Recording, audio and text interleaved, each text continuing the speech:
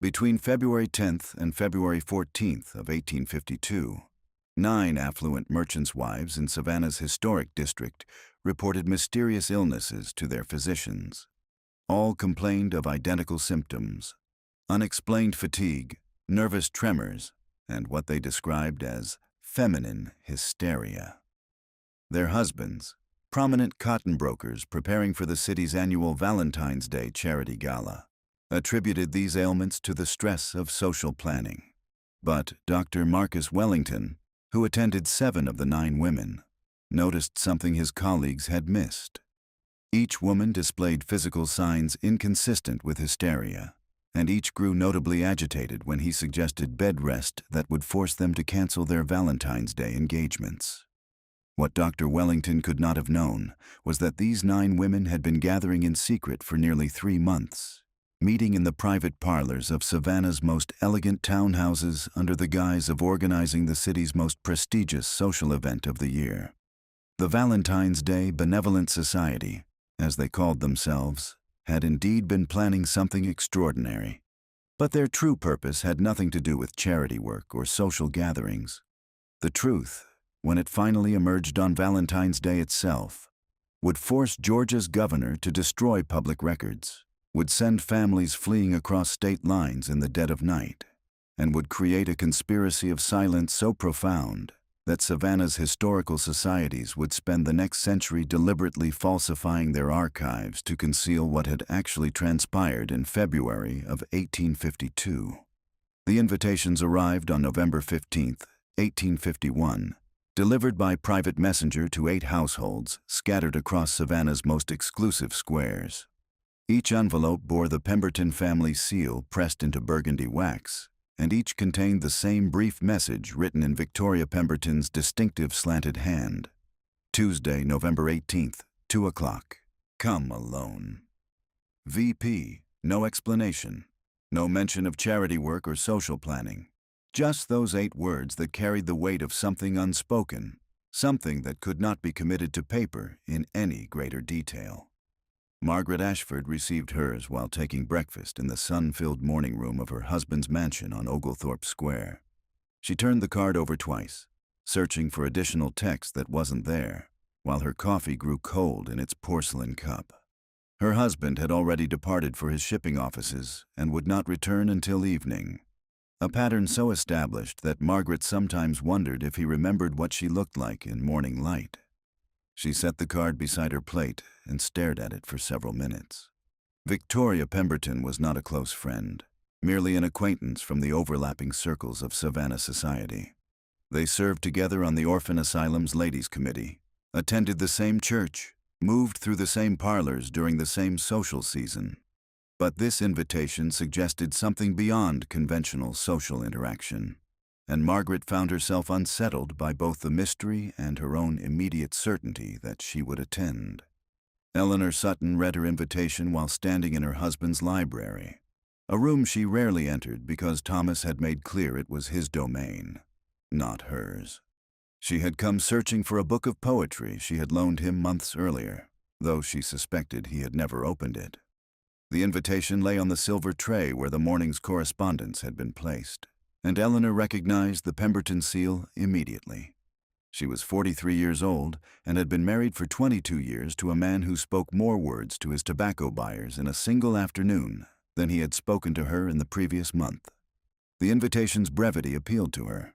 No false pretense of friendship, no elaborate social justification, just a summons that acknowledged, through its very curtness, that something significant was being proposed. Eleanor slipped the card into her pocket and left the library without finding her poetry book. She realized she no longer cared whether she found it or not. Caroline Mercer received her invitation while her husband stood 3 feet away, sorting through his own correspondence at the breakfast table. She opened the envelope with the ivory letter opener she kept by her plate, extracted the card, read it, and carefully returned it to the envelope, all while maintaining an expression of perfect neutrality. Charles glanced up from a letter from his banker and asked if anything interesting had arrived. Caroline told him it was simply an invitation to tea from Victoria Pemberton, nothing of consequence. He nodded without real interest and returned to his financial matters. The ease with which she had lied to him, and the complete lack of scrutiny he applied to her answer, confirmed what Caroline had known for years. Her husband paid her just enough attention to ensure she maintained the social appearances his position required, but not enough to actually see her as a person with interior life or independent thought. She would attend Victoria's gathering. Whatever it concerned, it had to be more meaningful than the hollow routine her marriage had become. By the morning of November 18th, all 8 women had sent discreet confirmations through their household staff. Brief verbal messages delivered by trusted servants, nothing written that could be later discovered and examined. Victoria had expected this caution.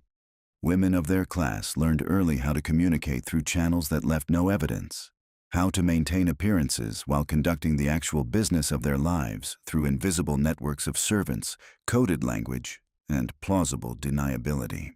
The day arrived with unseasonably warm weather, as if nature itself were conspiring to create the perfect conditions for what Victoria had planned. By noon, the temperature had reached the low 70s, and Savannah's residents moved through their routines with the languid pace that southern heat imposed, even in November. Victoria spent the morning preparing her east parlor with meticulous attention. She dismissed most of her household staff on various errands calculated to keep them away from the house between 2 and 5 o'clock. She kept only 3 women servants: Martha, who had been with the family for 30 years and whose discretion was absolute, and 2 younger women whose primary loyalty was to Martha rather than to any potential gossip networks. The parlor itself received special attention. Victoria arranged the furniture to create intimate seating areas while ensuring clear sight lines to all the doors. She positioned a heavy credenza in front of the servants' entrance, effectively blocking that access point without appearing to do so deliberately. The main doors she left unobstructed, but she placed the key in her pocket where it would be readily accessible when needed. At 1:30, she changed into her green silk dress, the one that made her hazel eyes appear more green than brown. Her maid arranged her hair in an elaborate style that had taken 2 hours to perfect, longer than necessary for a simple afternoon gathering. But Victoria wanted to feel armored, prepared, fully in command of herself for what was coming. The women began arriving at 2 o'clock precisely. Victoria had calculated the timing carefully. Too early, and they might encounter servants still completing their duties. Too late, and the extended duration of the gathering might draw attention. 2 o'clock was the perfect hour for respectable afternoon calls, conventional enough to avoid suspicion. She greeted each woman at the door herself, a small violation of protocol that each guest registered but did not question. Victoria Pemberton was known for eccentricities that her wealth and family name rendered charming rather than scandalous. If she chose to answer her own door, it was simply another of her peculiar habits. Margaret Ashford arrived first, her carriage depositing her at the curved driveway before rolling away as instructed. She wore lavender, a color that complemented her blonde hair but made her appear even more delicate than usual, almost ghostly in the bright November sun. Eleanor Sutton came next, dressed in practical brown that suggested she had not devoted much thought to her appearance. This was characteristic. Eleanor had long ago stopped trying to please anyone with her wardrobe choices. Caroline Mercer arrived in deep blue, the color so dark it approached black. The choice felt symbolic somehow, as if she were in mourning for something not yet dead. Harriet Blackwell, Louisa Hartwell, Abigail Morrison, Rebecca Dalton, and Constance Freeman followed in quick succession, each emerging from her carriage with a careful posture of women trained from childhood to move through the world as decorative objects whose value depended on maintaining specific physical presentations. By 2:20, all 8 guests had assembled in the east parlor. Martha and her assistants served tea with the quiet efficiency of people who understood their invisibility was a professional requirement. They poured from silver pots, offered sandwiches cut into precise triangles, arranged petit fours on tiered stands. The women accepted these services with the casual entitlement of those who had never questioned their right to be waited upon. Victoria watched her guests settle into their seats, teacups balanced on delicate saucers, faces arranged in expressions of polite social interest. She waited until Martha had withdrawn completely, until she heard the kitchen door close at the far end of the house. Then she stood, crossed to the parlor doors, and locked them. The sound of the bolt sliding home carried through the room like a bell's toll. Every woman's attention snapped to Victoria. Teacups paused halfway to lips, conversations dying mid-sentence. Victoria did not return to her seat. She remained standing by the locked doors, her hand still resting on the key in the lock, and allowed the silence to extend until it became uncomfortable. She wanted them unsettled. She needed them receptive to what came next. When she finally spoke, her voice was quieter than any of them had expected. The question she posed, about happiness, about marriage, about the carefully concealed disappointments of their supposedly fortunate lives, landed among them like a stone into still water. The ripples spread outward in silence, because no one dared to answer truthfully. Not yet. Not until they understood what honesty might cost them. But Victoria saw the truth in their faces, in the way Caroline's jaw tightened, in the slight tremor that passed through Harriet's hands, in the way Louisa's eyes went distant, focusing on some interior landscape of accumulated grievances and swallowed rage. She pressed forward, describing the loneliness, the isolation, the peculiar torture of being married yet utterly alone. As she spoke, she watched resistance crumble in faces that had been trained since girlhood to reveal nothing. These women had spent decades perfecting masks of contentment, but Victoria was naming things that masks could not conceal once the naming began. The true shock came when she described her solution, not the fact that she proposed adultery. Several of the women had already suspected this might be Victoria's direction. The shock lay in her specific proposal, that they use their enslaved workers, that they exploit the very system of human bondage that undergirded their comfortable lives in order to claim something for themselves. Harriet actually stood, her chair scraping against the hardwood floor. Rebecca's face drained of color. Even Eleanor, who prided herself on unshockability, drew in a sharp breath. But Constance Freeman's reaction was different. She went very still, her face settling into an expression of deep sadness rather than surprise or horror. When she finally spoke, her words cut through the rising panic in the room with devastating precision. She pointed out what Victoria was choosing to ignore, that enslaved men could not consent, that power made genuine choice impossible, that what Victoria was proposing was simply another form of the exploitation these women had witnessed their entire lives. She said it quietly, without anger, which somehow made the observation more damning than any passionate denunciation could have been. Victoria had prepared for outrage, for moral condemnation, for shocked rejection. She had not prepared for this clear-eyed articulation of the truth she had been avoiding. For a long moment, she could not respond. The silence stretched until it became unbearable. Then she did something unexpected. She agreed. She admitted that yes, this was exploitation. Yes, she was using her power to coerce men who had no ability to refuse. Yes, she was participating in the same system of abuse that had always defined slavery. But, and here her voice hardened, that system existed regardless of her participation. Her husband owned over 100 human beings. He used them, worked them, sold them, bred them like livestock. The society she lived in was built on precisely this kind of exploitation. So if the system was already corrupt, if she was already complicit simply by existing within it, why should she not use the tools it provided to claim some fragment of autonomy, some measure of pleasure, some small revenge against the men who had spent decades treating her as little more than decorative property themselves? It was not a moral argument. Victoria knew that. It was a rationalization, a justification for indefensible behavior. But it was also honest in a way that Southern society rarely permitted. She was naming the rot at the foundation of their entire world and proposing that they stop pretending it didn't exist. The women sat with this honesty, each processing it according to her own accumulation of disappointments and compromises. Caroline spoke next, her voice barely audible. She didn't ask about morality or consequences. She asked about logistics. How would such arrangements work? How would secrecy be maintained? That question, practical rather than ethical, signaled the turn.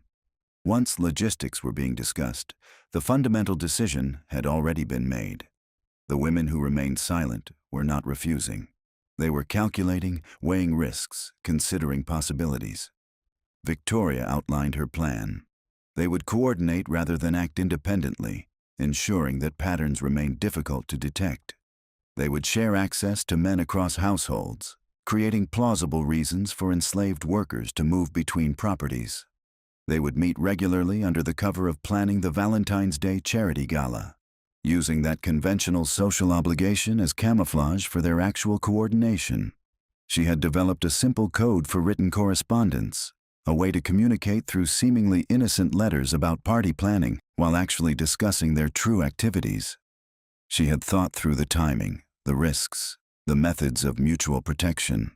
The level of planning was itself persuasive. This was not an impulsive proposal born of momentary frustration.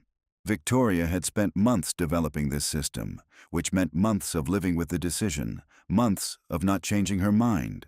That dedication suggested the depth of her need, and by extension, validated the needs of the other women in the room. One by one, they committed. Not with enthusiasm, there was too much shame for that, but with the grim determination of people who had concluded they had nothing left to lose. Eleanor agreed first, her sharp mind already working through the implications and possibilities.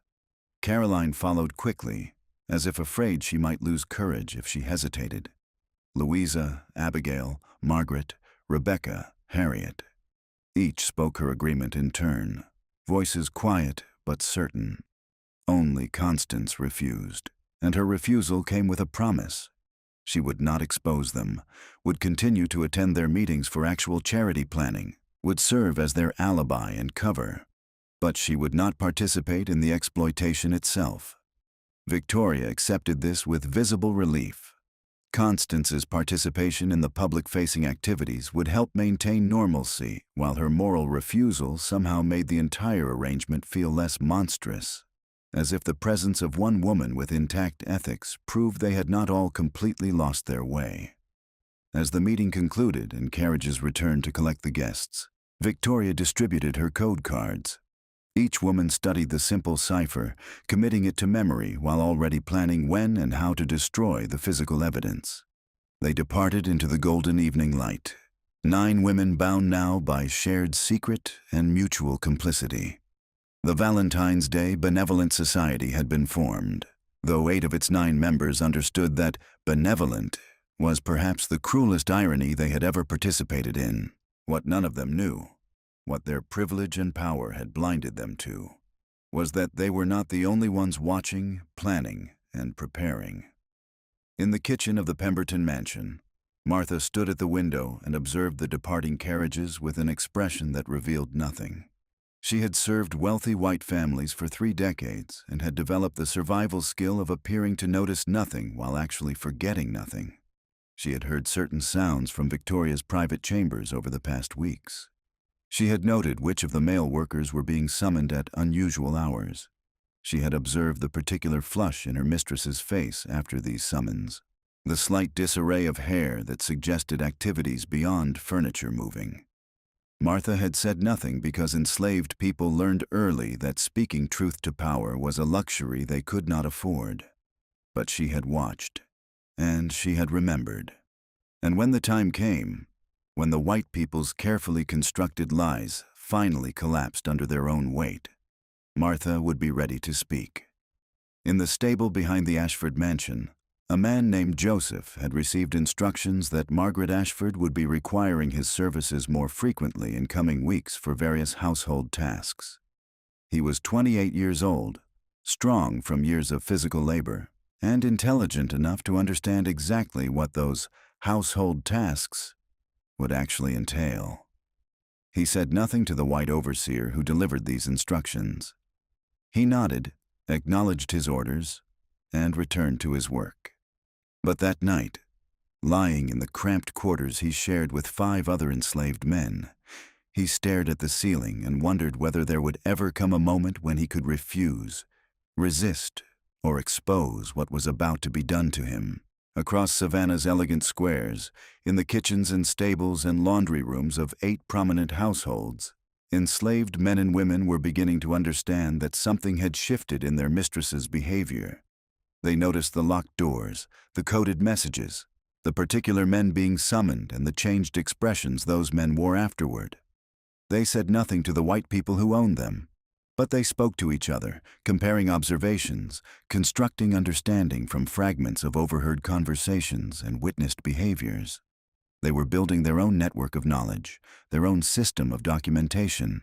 And when February 14th arrived and the careful edifice the white women had constructed finally shattered, it would be this network, these voices that Savannah society pretended did not exist, that would ensure the truth could not be completely buried.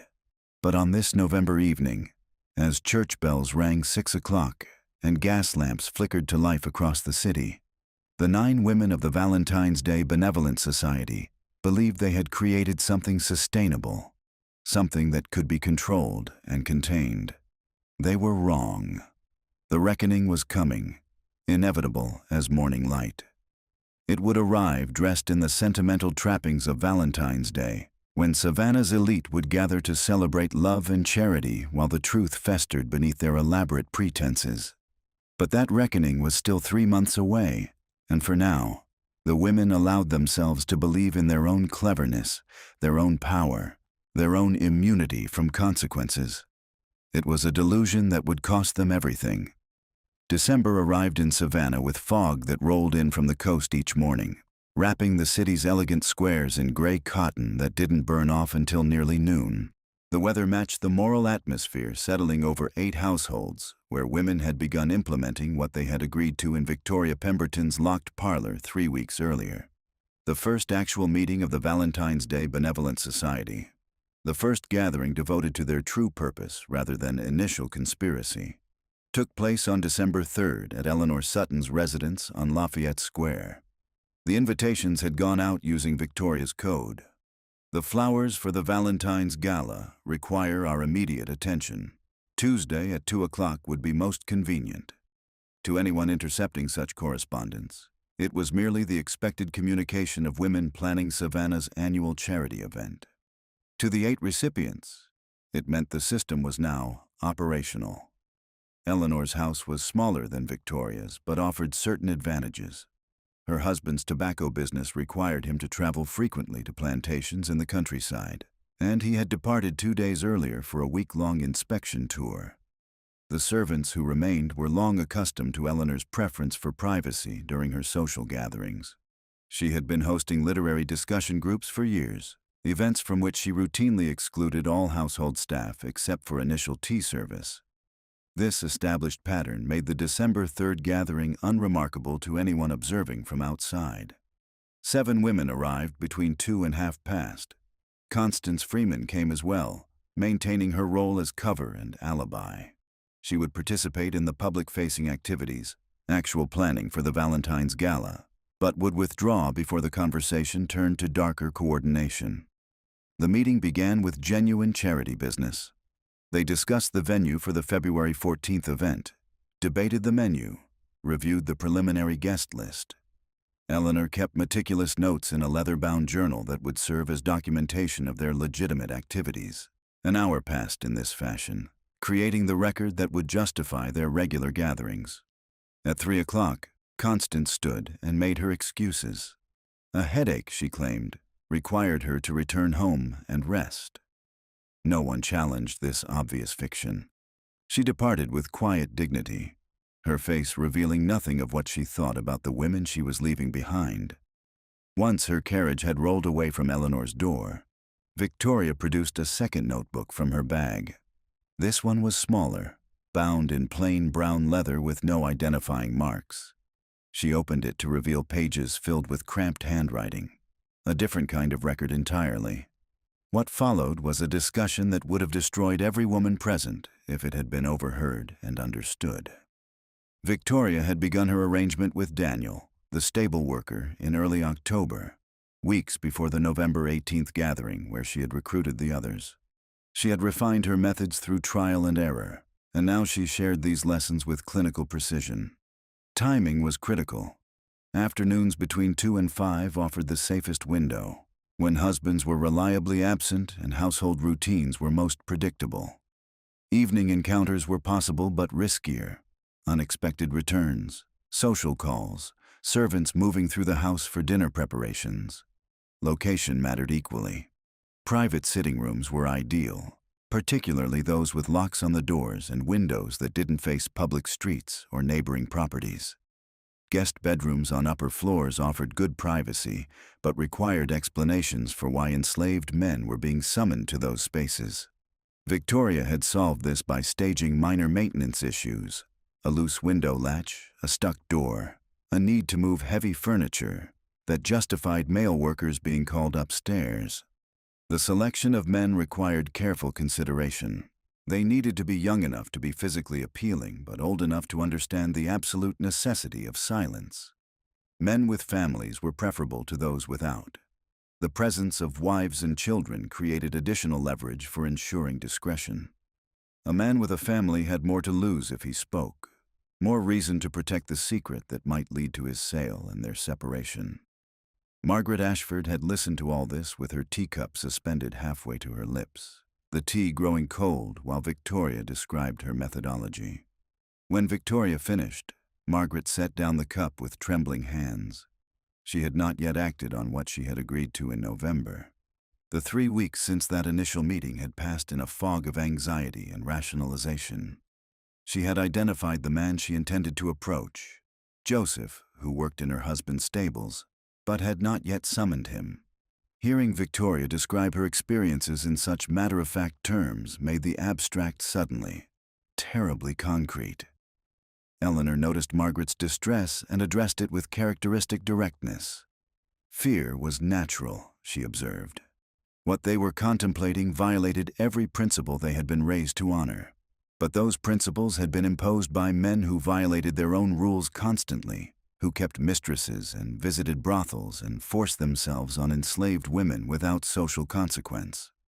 The hypocrisy was the point, Eleanor continued. Men had constructed a moral framework that granted themselves complete freedom while denying women any. Reclaiming even a fragment of that freedom required breaking rules that had been designed specifically to keep them powerless. This argument had been made before, in Victoria's parlor 3 weeks earlier. But repetition was serving a purpose. Each time the rationalization was articulated, it became slightly more normalized, slightly more acceptable. The women were talking themselves into atrocity through incremental moral compromise. Caroline Mercer had already acted. She admitted this quietly, almost apologetically, as if confessing to moving too quickly without permission. 5 days after the November meeting, she had summoned a man named Isaiah to her private chambers, under the pretext of needing help rearranging her wardrobe. What had followed was brief and awkward, and had left Caroline feeling simultaneously exhilarated and deeply ashamed. The shame had faded over subsequent encounters. By early December, Caroline had summoned Isaiah 4 times, and the awkwardness had been replaced by something approaching routine. She described this progression without emotion, as if reporting on weather patterns or market prices. Victoria made notes in her brown leather journal. She was documenting their activities with the same meticulous attention she applied to household accounts. Each woman who had acted received an entry, initials rather than names, dates recorded in code, brief observations about frequency and method. This record-keeping served multiple purposes. It allowed Victoria to track patterns and identify potential risks, if one woman was acting too frequently, if men were being summoned in ways that might create suspicious patterns. It also created a form of insurance. If anyone broke ranks and tried to expose the group, Victoria possessed documentation that would ensure mutual destruction. The women understood this calculation without it being stated explicitly. They were bound now not just by shared secret, but by mutually assured ruin. Harriet Blackwell asked the question several others had been avoiding. What happened to the men afterward? After these encounters, how did one manage the changed dynamic, the knowledge that existed between mistress and enslaved worker? Victoria's answer was coldly practical. Nothing changed because nothing could be permitted to change. The men returned to their normal duties. The women treated them exactly as they had before. Any acknowledgement of what had occurred, any shift in tone or treatment, created risk of detection. This meant summoning a man to one's private chambers, using him for sexual gratification, then sending him back to stable or garden or kitchen with no recognition of what had transpired. It meant passing him in hallways or giving him instructions about household tasks while maintaining the same imperious distance that characterized all interactions between slaveholder and enslaved. The psychological cruelty of this erasure went unmentioned. These were women who had spent their lives managing enslaved workers, who had grown accustomed to treating human beings as instruments for their convenience. Extending that instrumental treatment into sexual exploitation required only a small, additional moral compromise. Or so they told themselves. Abigail Morrison had been silent throughout most of the meeting, her face pale and her hands clasped tightly in her lap. When she finally spoke, her voice was barely audible. Her husband had built his fortune buying and selling human beings. She had stated this in Victoria's parlor 3 weeks earlier, had used it as justification for her participation. But now, having actually summoned a man named Marcus to her chambers 2 days prior, she was confronting what that participation actually meant. Marcus was 19 years old. Her husband had purchased him 6 months earlier from an estate sale, separating him from his mother who had been sold to a different buyer. Abigail had watched this transaction occur, had said nothing, had accepted Marcus into her household as she had accepted dozens of other enslaved people over her 14-year marriage. Now she had used him in the most intimate way possible, had exploited the same absolute power that had allowed her husband to destroy Marcus's family. And she was discovering that her rationalization, that she was simply using the tools the system provided, offered no protection against the weight of what she had actually done. She asked, though she clearly feared the answer, whether any of them had considered what these men thought, felt, experienced during and after these encounters. The room went silent. It was the question none of them wanted to examine because examination would make continuation impossible. Victoria closed her brown journal and set it aside. Her response, when it came, was delivered with the hard certainty of someone who had already fought this battle with her own conscience and had chosen which side would win. Of course the men were being harmed. Of course they experienced these encounters as violations. Of course the women were exploiting their power in ways that were morally indefensible. But, and here Victoria's voice took on an edge that approached anger, enslaved men were being harmed every day in countless ways. They were worked until their bodies broke. They were whipped for minor infractions. They were sold away from everyone they loved. Their children were taken and sold. Their wives were raped by white men who faced no consequences. The system was already completely corrupt, already inflicting constant violence. The women's participation was simply one more manifestation of that violence, and pretending otherwise was self-deluding hypocrisy. If Abigail wanted to stop, Victoria continued, she was free to do so. No one would judge her for that choice. But she should not expect the rest of them to accept guilt for participating in a system they had not created and could not change. It was a sophisticated argument that managed to acknowledge the exploitation while simultaneously absolving the exploiters. The women were both victims and perpetrators, powerless and powerful, trapped by circumstance and actively choosing harm. This contradiction was the foundation of their entire society, and they had simply stopped pretending the contradiction didn't exist. Abigail did not withdraw. Whatever torment she was experiencing, it was not sufficient to overcome her hunger for the autonomy these encounters provided. She would continue, she said quietly, though she could not promise the guilt would ever fully recede. Victoria accepted this and moved the conversation to logistics. They needed to establish rotation schedules to prevent suspicious patterns. If the same men were constantly being summoned by the same women, household staff would notice. Instead, they would share access across households, creating plausible reasons for enslaved workers to move between properties. Margaret might send Joseph to Eleanor's house to assist with heavy lifting. Eleanor might lend one of her workers to Caroline for garden work. These movements would appear routine, unremarkable, but they would create opportunities for encounters that could not be traced back to any single household. The women spent the next hour developing this system with the careful attention of military strategists planning troop movements. They created a calendar extending through February 14th, the date of the Valentine's Gala, which had become their symbolic endpoint, though none of them believed the arrangements would actually cease on that date. Each woman would have access to rotation of 3 or 4 men over the coming 10 weeks. Frequency would be limited. No more than twice weekly for any individual woman. No more than once weekly for any individual man.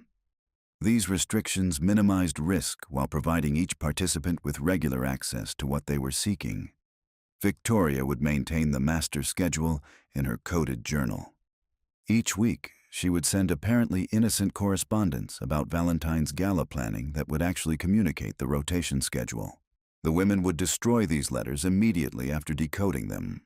By 5 o'clock, when the December sun was already casting long shadows across Lafayette Square, the system had been fully constructed. The women gathered their belongings and prepared to depart into the early winter evening. As they filed out to waiting carriages, each woman carried a small card with the decoding cipher Victoria had refined since November. They also carried the knowledge that they had crossed from conspiracy into active implementation, from theoretical transgression into actual ongoing harm. In the servants' quarters behind Eleanor Sutton's house, a woman named Dinah was preparing the evening meal when her husband returned from an errand that had taken him into the city's commercial district. He worked primarily in the garden, but was occasionally loaned to other households for heavy labor, a practice that had recently increased in frequency. Dinah noticed he moved differently lately, with a heaviness that had not been present before. When she asked what troubled him, he said nothing, but his eyes carried knowledge that he could not or would not share. She did not press. Enslaved people learned early which silences to respect, which burdens could not be shared even between husband and wife, because speaking them aloud would make them unbearable. But Dinah noticed things. She noticed which men were being sent on these inter-household errands. She noticed they were always young, always strong, always physically appealing by conventional standards. She noticed the particular men her mistress asked about, casual questions about their families, their health, their reliability. Dinah had served wealthy white women for 23 years and had developed sophisticated understanding of the unspoken dynamics that governed these households. She knew what kinds of exploitation were possible when power was absolute, and when the exploited had no recourse to law, sympathy, or protection. She said nothing to Eleanor or to the other white women who came for their supposedly charitable meetings. But she watched, and she remembered, and she spoke to other enslaved women in other households, comparing observations in the brief moments when they encountered each other at market or church. A network was forming, invisible to the white people who believed themselves the only ones capable of sophisticated coordination. This network had no written records, no coded correspondence, no master schedule. It existed in exchanged glances, in careful questions, in information shared through channels that left no evidence. The enslaved community was documenting the white women's activities as meticulously as Victoria documented them in her brown journal. But their documentation lived in memory, in collective knowledge that would persist long after Victoria's journal was discovered and destroyed. By mid-December, the rotation system was fully operational. Men moved between households on various pretexts, their labor borrowed and shared in patterns that appeared unremarkable to casual observation. Joseph left the Ashford stables twice in 1 week, sent to assist with repairs at Victoria Pemberton's property, and to move furniture at Caroline Mercer's residence. Marcus traveled from Abigail Morrison's household to Eleanor Sutton's to help with winter preparations in the garden. Daniel, Victoria's original partner in this arrangement was loaned to 3 different properties over a 10-day period. The system worked because it exploited existing social patterns. Wealthy families regularly shared enslaved labor, particularly for tasks requiring multiple workers or specialized skills. The Valentine's Day Benevolent Society had simply weaponized this conventional practice for their own purposes. The men being rotated understood what was happening. They compared experiences in the quiet hours after their labor was complete, in the cramped quarters where they slept, in moments stolen from white oversight. Their discussions were brief and circumspect because even among themselves, speaking these truths fully felt dangerous. But they were documenting patterns just as the women were documenting patterns. They were identifying which mistresses acted with what frequency, which encounters involved what forms of coercion, which women showed any recognition of the humanity of the men they were using. This knowledge would matter when the reckoning came, though none of them yet knew what form that reckoning would take. On December 19th, the Valentine's Day, Benevolent Society held its 3rd meeting, this time at Margaret Ashford's residence. Margaret had finally acted on what she had agreed to in November, had summoned Joseph to her private sitting room, and had discovered that crossing this threshold was simultaneously easier and more difficult than she had anticipated. Easier because the mechanics were simple, because Joseph's absolute powerlessness meant no negotiation was required, because the entire encounter could be accomplished in less than an hour with minimal conversation. More difficult because Margaret had known Joseph since her husband had purchased him 4 years earlier, had watched him grow from a boy of 17 to a man of 21, had noted his intelligence and careful dignity. Using him this way required seeing him as an instrument rather than a person, and Margaret discovered she was capable of that particular moral blindness when sufficient need was present. She shared none of these reflections at the December 19th meeting. Instead, she simply confirmed that she had begun participating fully in their arrangements, which allowed Victoria to add her to the rotation schedule. The meeting proceeded with the same mixture of actual charity planning and darker coordination that had characterized the December 3rd gathering. They reviewed preparations for the Valentine's Gala, now just 8 weeks away, and refined their rotation schedules for the coming weeks. Louisa Hartwell reported that she had encountered a near crisis when her husband had returned home unexpectedly during what was supposed to be a 3-day business trip. She had been meeting with one of the rotation workers in her upstairs sitting room when she heard her husband's voice in the front hall. The worker, a man named Samuel, had been forced to hide in a storage closet while Louisa descended to greet her husband. She had manufactured a headache to explain her disheveled appearance and had remained in conversation with him for nearly 20 minutes, while Samuel remained concealed upstairs. Eventually, her husband had departed again to his offices, and Samuel had been able to slip out through the servants' entrance. The incident had terrified Louisa, had shown her how quickly their careful system could collapse, but it had also exhilarated her in some perverse way, had added an element of danger that made the transgression feel even more powerful. Victoria noted the incident in her journal and adjusted the schedule to reduce Louisa's frequency. Risk management required responding to near exposures by temporarily reducing the activities that had created risk. As December progressed toward its end, the 8 women settled into their arrangement with increasing confidence. The rotation system was working. No household staff had raised suspicions. No husbands had detected anything amiss. The Valentine's Gala planning provided perfect cover for their regular meetings. They began to believe they had constructed something sustainable, something that could continue indefinitely beyond their arbitrary February 14th endpoint. This confidence was their fundamental error. On December 28th, a physician named Marcus Wellington was called to examine Eleanor Sutton, who had complained of persistent fatigue and what she described as nervous complaints. Dr. Wellington had attended Eleanor for years and found the consultation unremarkable. Wealthy women frequently presented with vague ailments that he attributed to the restrictive nature of their lives. He prescribed rest and a tonic, standard treatment for the condition Savannah's medical community had labeled feminine hysteria.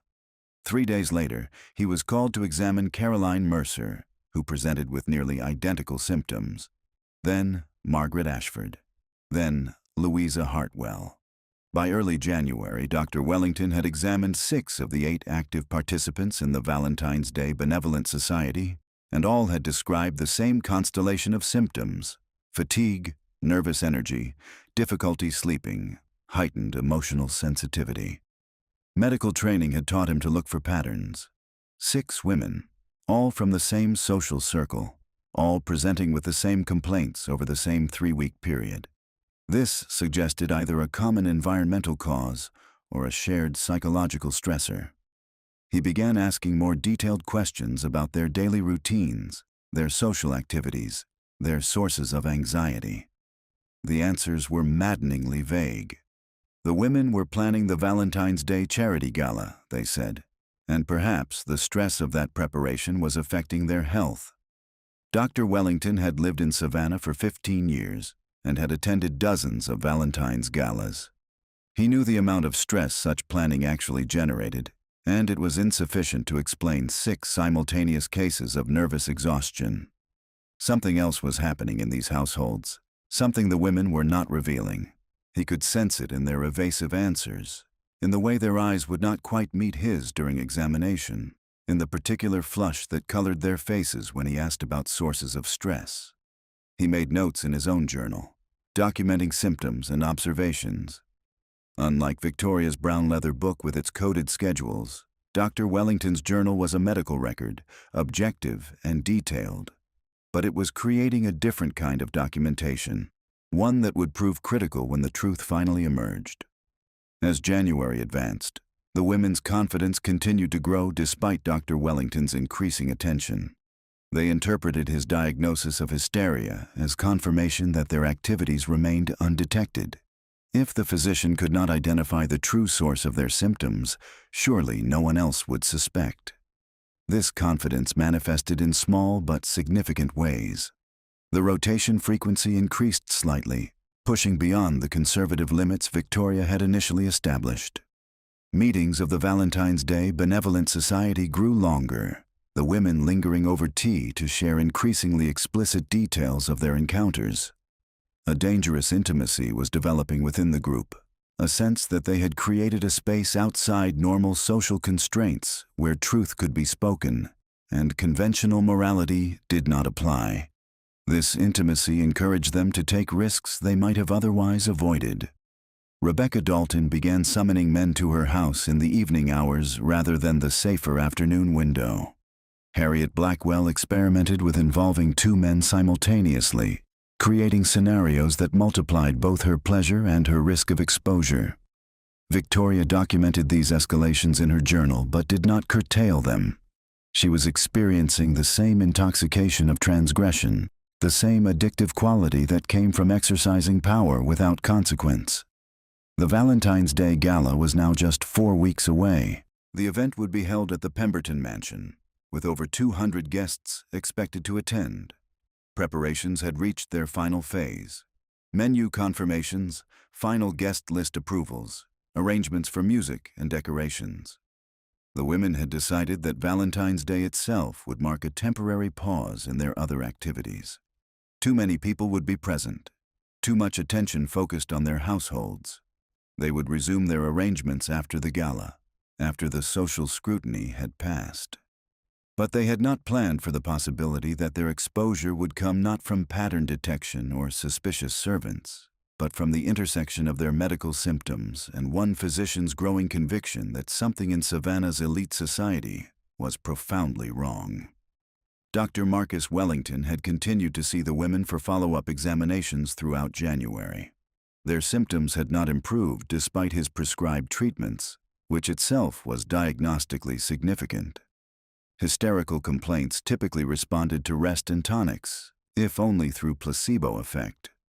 These women were not improving, which suggested their condition had a cause that his treatments were not addressing. On February 2nd, he was called to examine Louisa Hartwell for the 4th time in 5 weeks.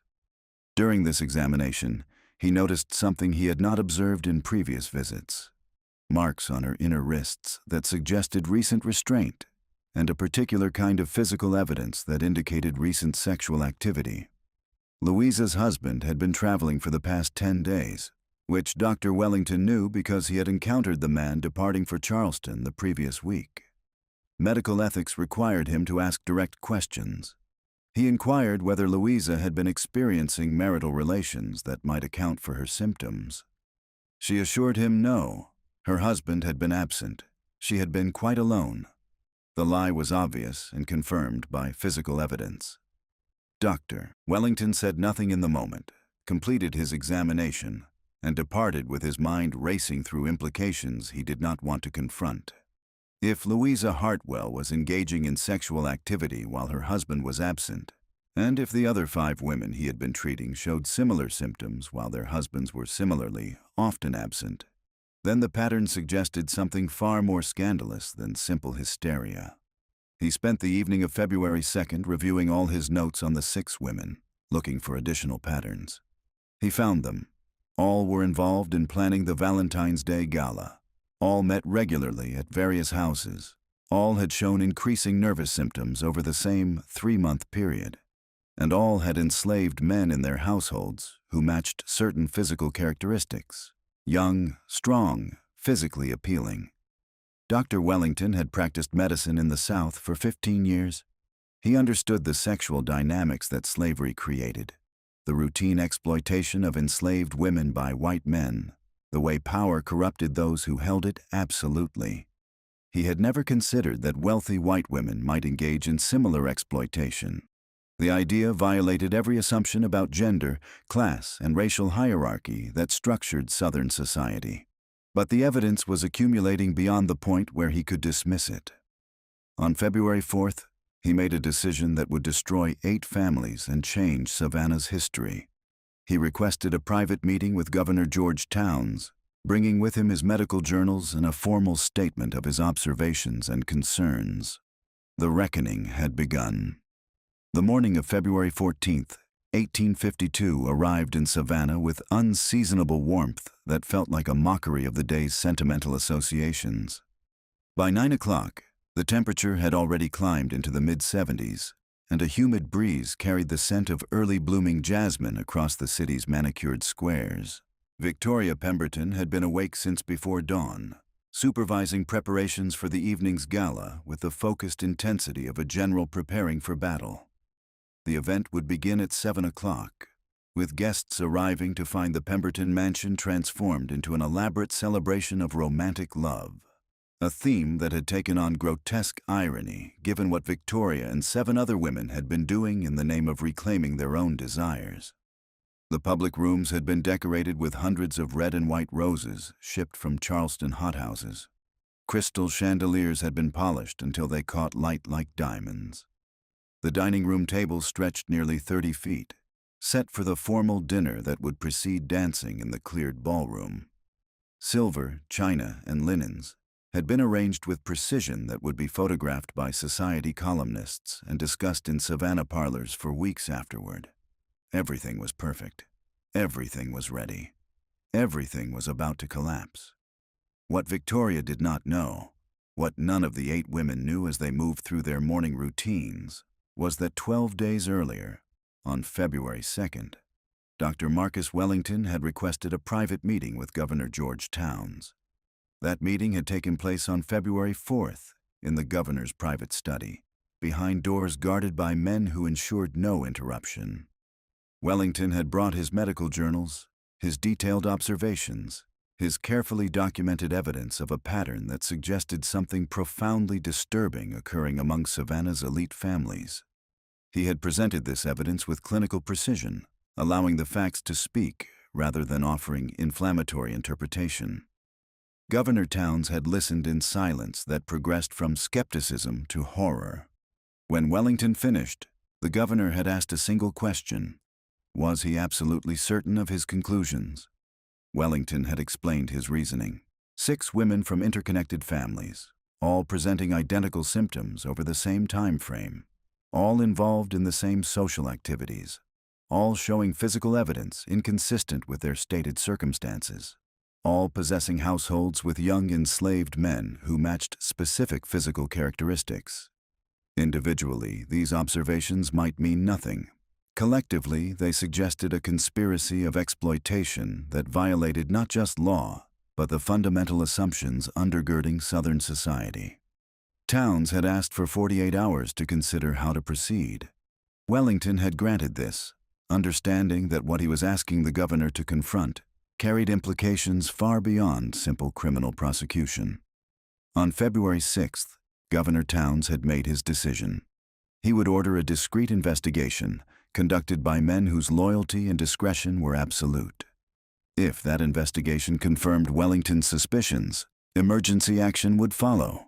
But if it proved unfounded, the inquiry would be buried so deeply that no rumor of it would ever reach public awareness. The investigation had commenced immediately. The lead investigator was a man named Thomas Hardwick, who had served as Georgia's Attorney General before retiring to private practice. He was 61 years old, possessed a reputation for incorruptibility that had made him numerous enemies, and had no social connections to any of the families under suspicion. Hardwick had approached the investigation with the methodical care of someone who understood he was walking into a powder magazine carrying an open flame. A misstep would destroy innocent reputations, but failure to act on genuine wrongdoing would make him complicit in ongoing exploitation.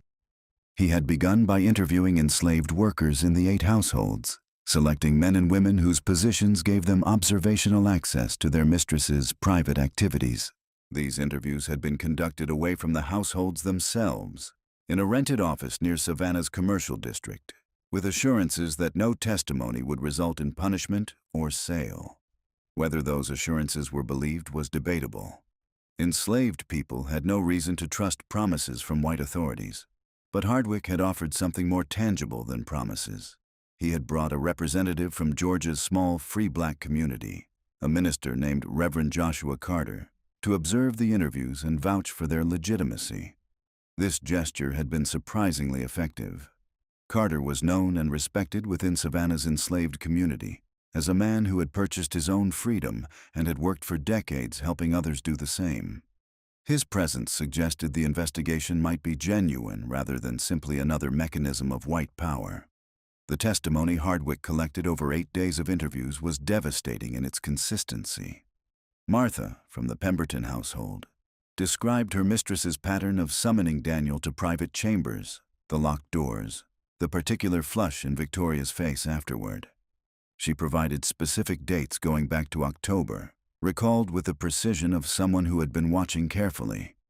Dinah, from Eleanor Sutton's residence, testified about her husband's changed demeanor, about the rotation of men between households, about conversations she had overheard between the white women during their supposed charity planning meetings. A woman named Rachel, enslaved by Margaret Ashford, described being positioned as a lookout during afternoon hours when Joseph was summoned upstairs, instructed to watch for unexpected arrivals and to alert her mistress if anyone approached the house. One by one, servants from all 8 households provided testimony that corroborated Wellington's medical observations and suggested systematic, coordinated exploitation occurring over a period of at least 4 months. Hardwick had also interviewed the men themselves: Daniel, Joseph, Marcus, Isaiah, Samuel, and 4 others whose names appeared repeatedly in the servants' testimony. These interviews had been the most difficult, requiring him to ask men to describe violations they had experienced at the hands of women who held absolute power over their lives. The men's responses had been cautious, filtered through awareness that speaking too freely might bring consequences no white investigator could prevent. But their essential testimony was clear. They had been summoned, commanded, used. Refusal had not been possible because refusal could mean sale, separation from families, or physical punishment. Marcus, the 19-year-old from Abigail Morrison's household, had provided the most detailed testimony. He described being called to Abigail's private sitting room on December 1st, ostensibly to repair a window latch. The window had required no repair. What had followed was an encounter he described in language so carefully neutral it emphasized rather than concealed the violation he had experienced. He had been summoned 7 additional times over the following 10 weeks. He had never been asked if he consented. The question had never been necessary because both parties understood consent was not a concept that applied to interactions between slaveholder and enslaved. By February 10th, Hardwick had compiled a report that ran to 43 pages of testimony, observation, and legal analysis. He had delivered it to Governor Towns with a cover letter stating his conclusion. The evidence supported Dr. Wellington's suspicions and warranted immediate action. Towns had read the report overnight, had barely slept, and had convened an emergency meeting of his closest advisors on the morning of February 11th. The meeting had included the Lieutenant Governor, the State Attorney General, the Chief Justice of Georgia's Superior Court, and two senior legislators whose discretion Towns trusted absolutely. He had presented Hardwick's findings and asked for their counsel on how to proceed.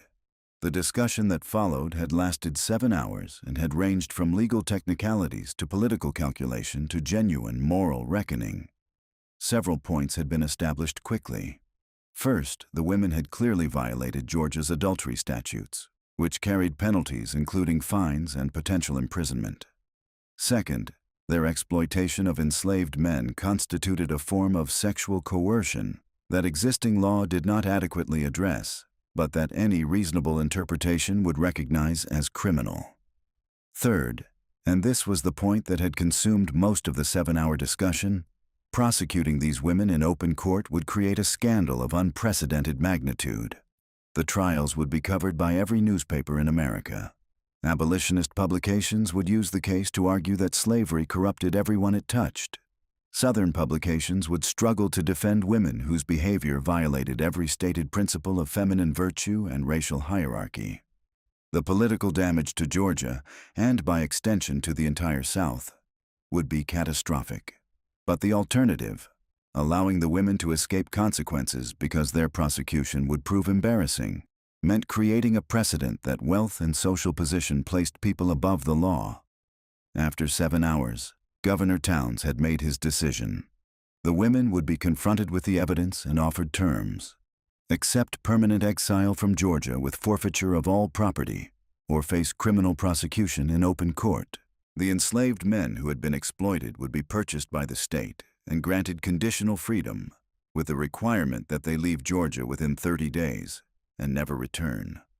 All records of the investigation would be sealed for 75 years, and the confrontation would occur on February 14th, before the Valentine's Day Gala could commence, ensuring maximum pressure on the women to accept exile rather than face public exposure.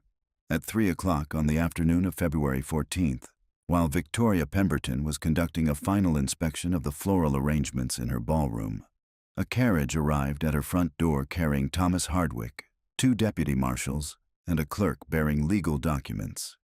Victoria received them in her front parlor, assuming they had come regarding some administrative matter related to the evening's charity event. Perhaps a last-minute legal question about the orphan asylum's fundraising, or a courtesy visit from officials planning to attend the gala. Hardwick had allowed her to maintain this assumption for approximately 30 seconds before delivering the truth.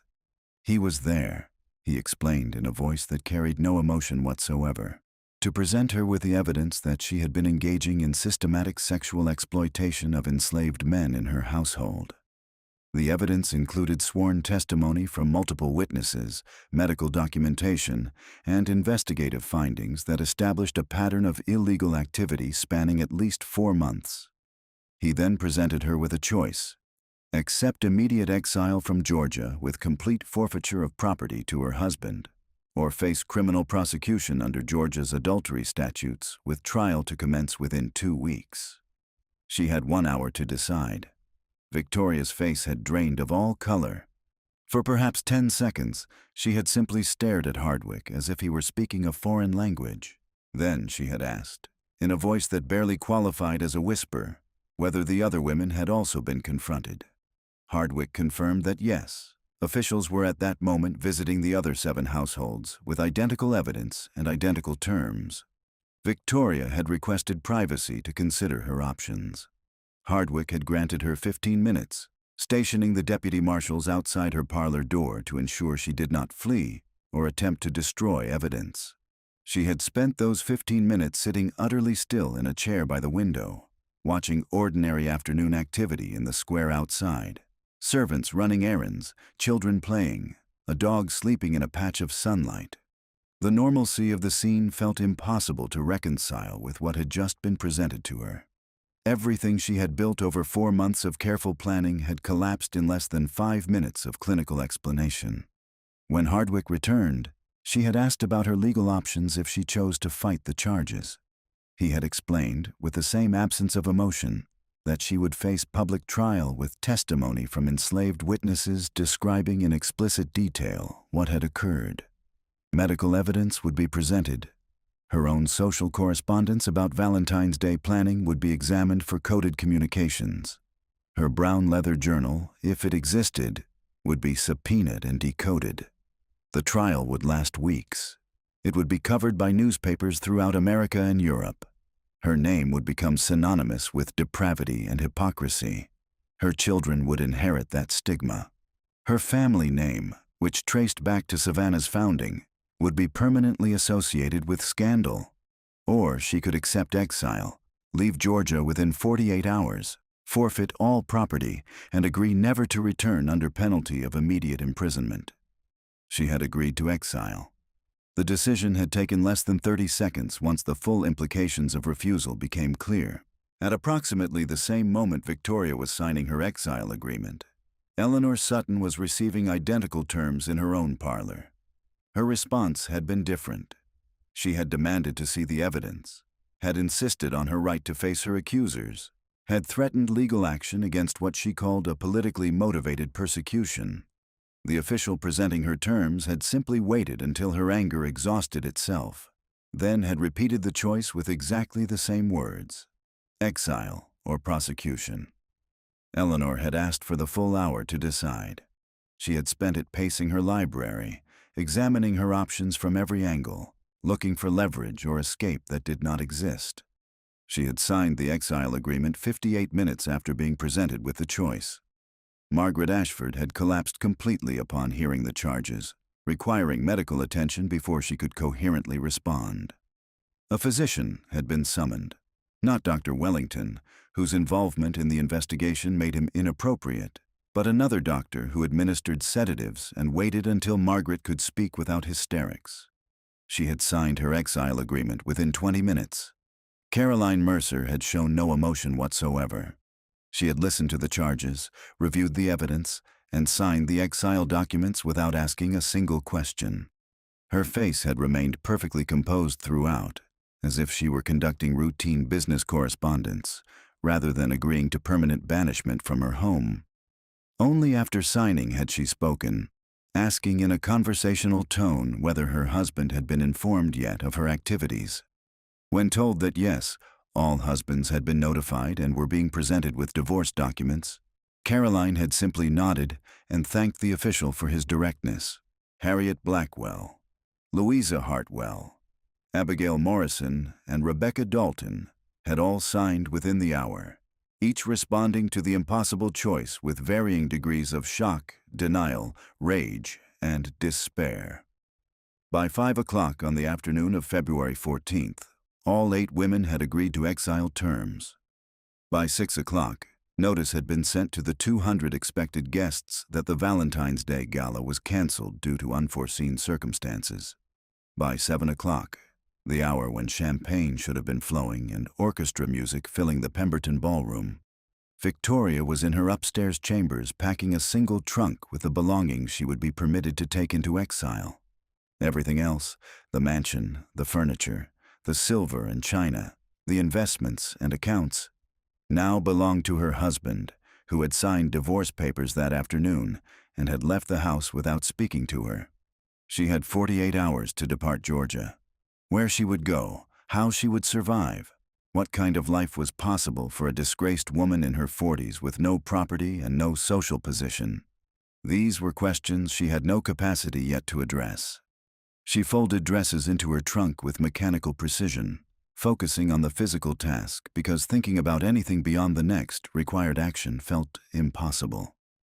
In 8 households across Savannah's elegant squares, similar scenes were unfolding. Women packing trunks, Husbands conferring with lawyers, servants whispering in corners about the sudden chaos that had descended on families that had seemed stable that morning. The official explanation, the one that would be released to newspapers and repeated in social circles, was that financial improprieties had been discovered, that the women had been engaged in embezzlement from charitable organizations, and that they had accepted exile rather than face prosecution for theft. This cover story was flimsy, would not withstand serious scrutiny, and would generate speculation and rumor for months. But it was preferable to the truth, which would have destroyed not just 8 families, but the entire social framework that Savannah's elite had constructed around assumptions of racial hierarchy and feminine virtue. The men who had been exploited received their manumission papers on the evening of February 14th. Each document was brief, stating simply that the bearer had been freed by the state of Georgia in recognition of service rendered, and that he was required to depart Georgia by March 15th and never return under penalty of re-enslavement. Daniel received his papers from a state official who had come to the Pemberton household to oversee Victoria's departure preparations. He had read the single page multiple times, unable to quite believe what it represented. Freedom. After 26 years of bondage, he was free. But the freedom came with exile, with separation from everything and everyone he had known, with the requirement that he abandon his mother who remained enslaved on a Pemberton plantation outside Savannah. And the freedom was contaminated by how it had been obtained, through his victimization, through violations he had experienced and could not speak about, through a process that had treated him as evidence rather than as a person deserving of justice. He folded the manumission paper carefully and placed it in the inside pocket of his coat, next to his heart. Then he walked to the quarters he had shared with 3 other enslaved men and began considering where in America a 26-year-old formerly enslaved man with skills in stable work might build a life. Joseph, Marcus, Isaiah, Samuel, each received identical papers and faced identical calculations. The freedom was real, but it was freedom purchased through their exploitation and contaminated by the circumstances of its granting. Some chose to go north, toward Philadelphia or New York, where free black communities offered possibility of employment and community. Others chose west, toward territories where their pasts might not follow them. One chose to attempt reaching Canada, where fugitive slave laws held no power. They left Georgia over the following month, carrying manumission papers that represented both liberation and reminder of violation. Most would never speak publicly about what had been done to them, because speaking would require reliving, and survival required moving forward rather than remaining trapped in trauma. But they carried the knowledge, and some would eventually share it with wives or children or trusted friends in their new homes. And through that sharing, the truth would persist, even as Georgia's official records remained sealed. The 8 women departed Georgia between February 16th and February 20th, each traveling to different destinations, each carrying a single trunk and whatever money they had managed to preserve before their property was forfeit. Victoria Pemberton traveled to New Orleans, where she had distant cousins who agreed to take her in despite the scandal. She would spend the remaining 19 years of her life living in a rented room in the French Quarter, supporting herself through needlework, and eventually dying of yellow fever in 1871. She never married again, maintained no correspondence with anyone from Savannah, and left behind no journals or letters that might explain her final thoughts on what she had done. Eleanor Sutton went to Baltimore, where she lived under an assumed name and worked as a governess. Her sharp intelligence, which had once animated Savannah parlors, found outlet in educating other people's children. She died in 1868, relatively unknown, having successfully concealed her past from her Maryland employers. Caroline Mercer chose Boston, perhaps drawn by its abolitionist reputation or perhaps by the cruel irony of seeking refuge in a city that condemned the system she had exploited. She found work in a boarding house and lived quietly until her death in 1874. The others scattered similarly, to Philadelphia, Charleston, Richmond, even as far as San Francisco. Some eventually remarried, though always to men of lower social standing than their first husbands. Some lived alone, All lived diminished lives compared to what they had known in Savannah, and all carried the knowledge that their exile was self-inflicted, the consequence of choices they had made. Whether they experienced genuine remorse was unknowable. They left behind no confessions, no letters of apology to the men they had exploited, no evidence of moral reckoning. Perhaps remorse was present, but unexpressed. Perhaps it was absent entirely, replaced by bitterness at having been caught. Perhaps it evolved over years of exile as the women had time to reflect on what they had done. The historical record preserved none of this interior experience. The women disappeared into obscurity, and their thoughts went with them. In Savannah, the scandal's immediate aftermath was managed with ruthless efficiency. The husbands divorced their wives with minimal legal complication, Georgia law granting them uncontested dissolutions based on adultery. The Valentine's Day Gala was never rescheduled. The Savannah Female Orphan Asylum found new patronesses to replace the disgraced 8.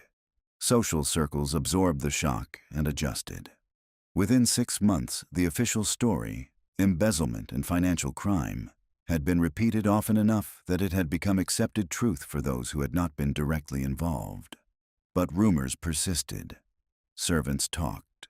The men who had been granted freedom in exile had friends and family members who remained enslaved in Savannah, and information circulated through channels white society could not monitor or control. Gradually, over months and years, a counter-narrative emerged within Savannah's black community. This version was more accurate than the official story, though it was never written down, never published, never formally documented.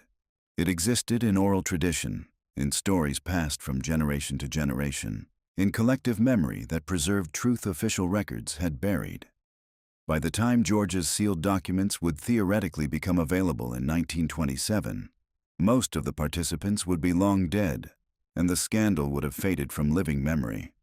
The documents would remain sealed regardless, their contents deemed too inflammatory to risk public exposure, even 75 years after the events they described.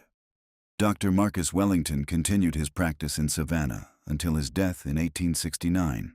He never spoke publicly about his role in the investigation, maintained patient confidentiality even after the women had been exiled, and left behind medical journals that made no mention of the Valentine's Day scandal.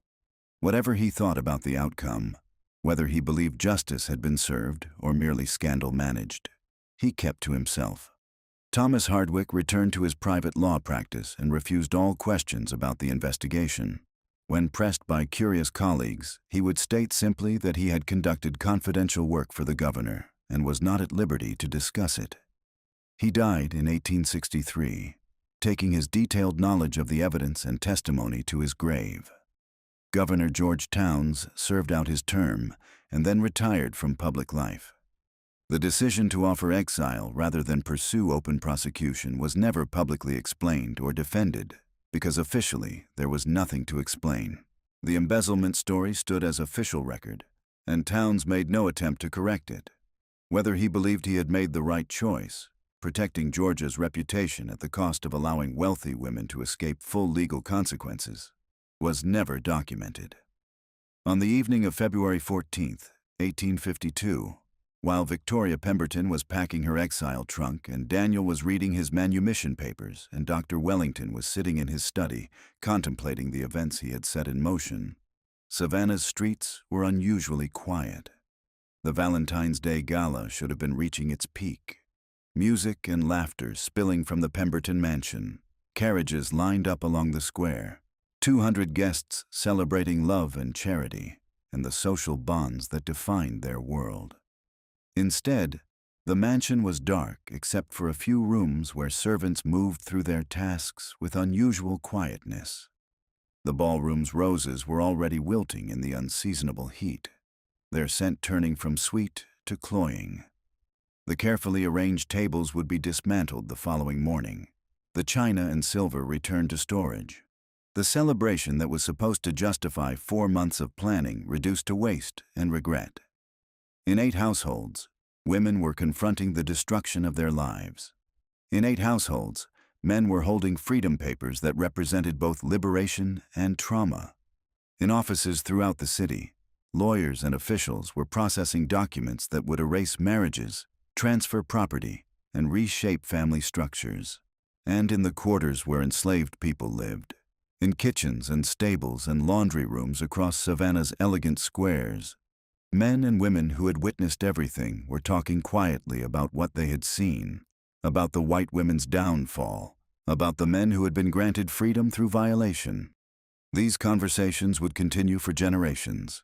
They would evolve into stories, into oral history, into collective memory that preserved truth official records had concealed. The white people who controlled Savannah's archives and newspapers and historical societies would tell one version of February 14th, 1852, a story about financial impropriety and necessary exile, sanitized and safe. But another version would persist in communities whose history was carried in memory rather than documents, in voices rather than written words. This version would remember the Valentine's Day scandal for what it actually was, a moment when the exploitation that undergirded Southern society became visible, when wealthy white women were caught using the same system of sexual violence that wealthy white men had always used, and when that visibility proved so intolerable that an entire conspiracy was mounted to suppress it. Both versions were true. Both versions were incomplete. And the tension between them, between official record and suppressed truth, between documented history and collective memory, would define how the scandal was remembered or not remembered for the next century. By March 15th, all the men who had been granted conditional freedom had departed Georgia. By April, all 8 women had established themselves in exile. By summer, Savannah society had moved on to new scandals and concerns. The Valentine's Day affair fading into the category of things that were not discussed in polite company. The Civil War would begin 9 years later, would destroy the social system that had made the scandal possible, would end slavery and with it the particular form of exploitation the women had engaged in. But the war would not resolve the moral questions the scandal had raised. It would not answer whether the women had been victims of a system that denied them autonomy or perpetrators who had exploited their power over the powerless.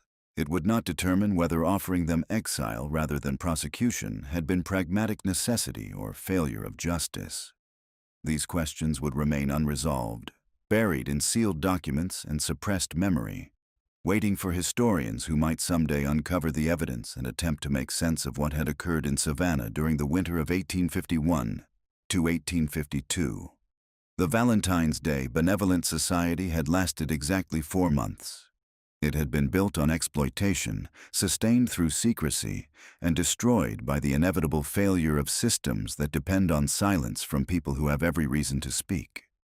Its legacy was 8 destroyed families, 9 freed men carrying trauma into exile, and a historical record that preserved lies while suppressing truth.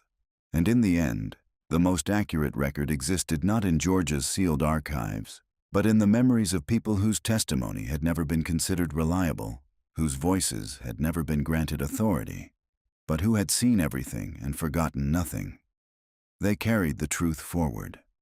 And eventually, though it would take more than a century, that truth would be told.